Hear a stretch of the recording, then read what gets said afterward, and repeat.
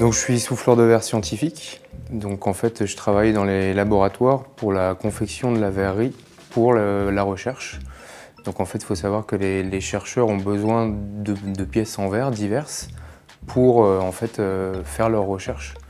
Et donc il y a de la verrerie industrielle qui est très simple, mais à côté de ça en fait il y a toujours un souffleur de verre scientifique derrière, d'une pièce très simple comme très complexe. Nous, on est là pour accompagner le chercheur dans son processus de recherche. Donc de la prise de rendez-vous ou autre quand il rentre dans l'atelier. Ensuite des croquis, des dessins industriels, puis ensuite la fabrication. Principalement, ce sont des prototypes. Et derrière, on voit complètement l'acheminement de fonctionnement de la pièce, etc. Et on apporte des modifications ou de la réparation aussi, puisque le verre, ça casse.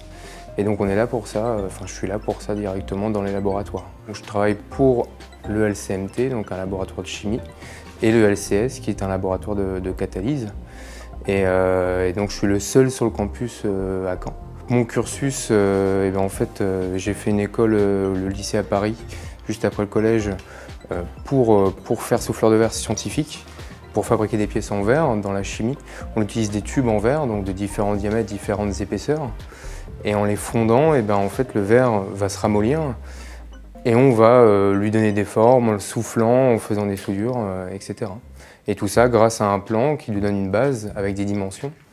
Et puis ensuite, la pièce est faite et part en fonctionnement. Soit on travaille à la table, ce qu'on appelle donc avec un chalumeau standard, pour faire des petites pièces qui peuvent être malgré tout complexes, mais qui ne sont pas très volumineuses, avec peu de poids. Sinon, quand c'est vraiment très volumineux et lourd, on est obligé de travailler sur un tour, donc une machine, qui en fait va faire office de nos mains et se servir de la rotation. Puisqu'en fait, pour travailler le verre, on est obligé de tourner, et surtout régulièrement.